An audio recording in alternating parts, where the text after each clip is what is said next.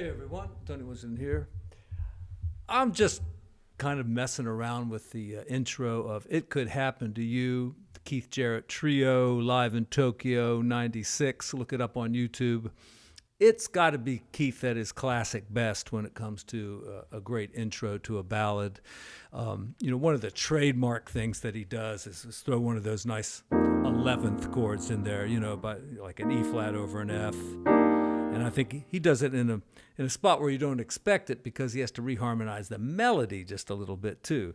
But he starts off, in the key of G, and it's supposed to be G major. Of course, he plays a minor major seventh like this. Then I believe he does like that as the next chord. That's going to be an F sharp dominant seventh, an altered dominant, and if you do it like a tritone triad, all right, so a tritone away on C, put a triad there, you get a nice altered dominant there. It kind of needs the third and the seventh. Well, I got the seventh up there, so maybe put the third in. And then a very complex, like F13, all right, there's the 13, and I think he puts that in too, and then goes to down a half step, and then kind of turns it into an E7 sharp 9. That's about as far as I got with it.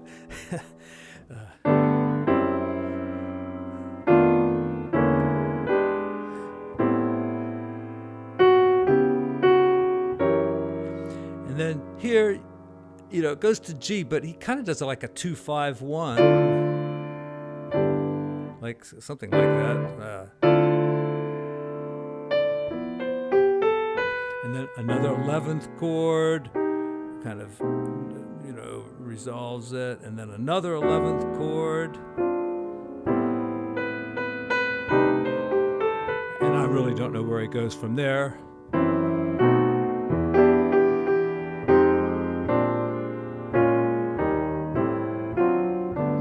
But anyway, I'm going to just run through the song real briefly. I don't have a chart in front of me, but hopefully I'll find one and stick it up there, usually in the key of E flat, so we'll cover it there. And if you like, I'll dig deeper into this Keith Jarrett arrangement. There are some transcriptions out there, but I couldn't find a transcription that's accurate of that intro. The chord voicings are pretty elusive, so you're going to have to really, really struggle to get them. But I come up with a nice reharmonization that I like to use when I'm soloing, but let's just go through the song. So we're going to do these 2-5-1s, 2, and this is a minor 2-5-1, so that's a half diminished, and altered. That gets us to the 2 chord. All right? That's why we call it a minor 2-5-1, because we ended on a minor chord. We do the same thing. And then takes us back to E flat. So that's a really kind of a neat one to do there.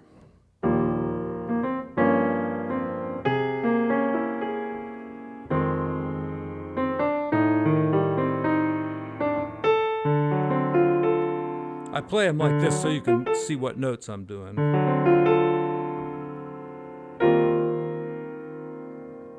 A flat. And right here, if you do a 13 chord, that's a dominant seventh, but it's got a 13 in it, and then flat the 13, go to the C ninth, and flat the ninth. You got a nice moving line there.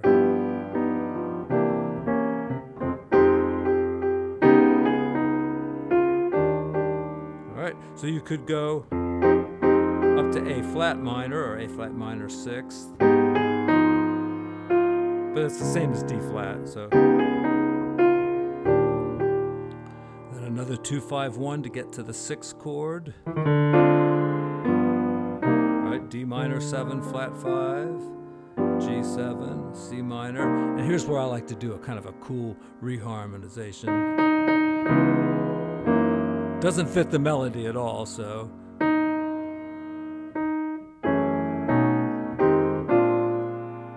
So what was it? 2-5-1, C minor, then just go up a half a step, 2-5 to F sharp, then make that a minor, 2-5, and then down a half step, 2-5. can't really harmonize the melody that way, but you can improvise over it, and it kind of makes it into a neat thing.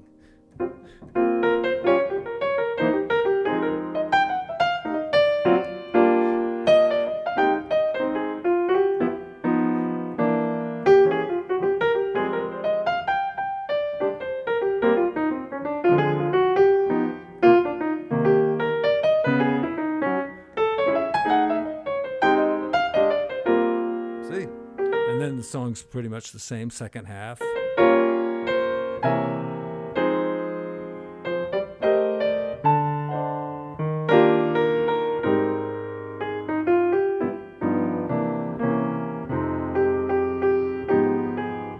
You could do both, A flat, D flat.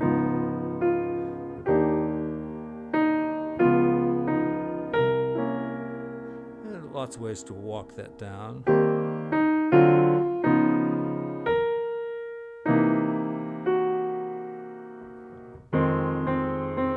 And B flat, 11th, or a B, right?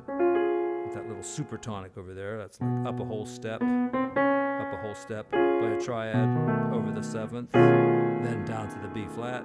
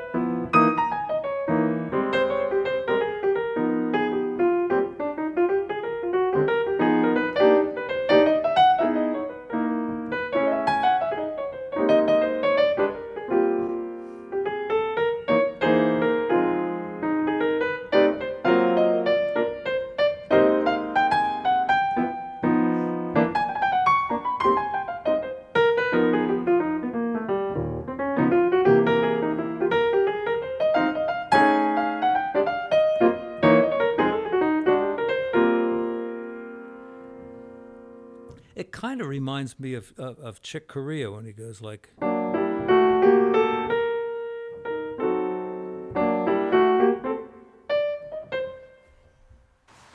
Hey! Come on in, guys.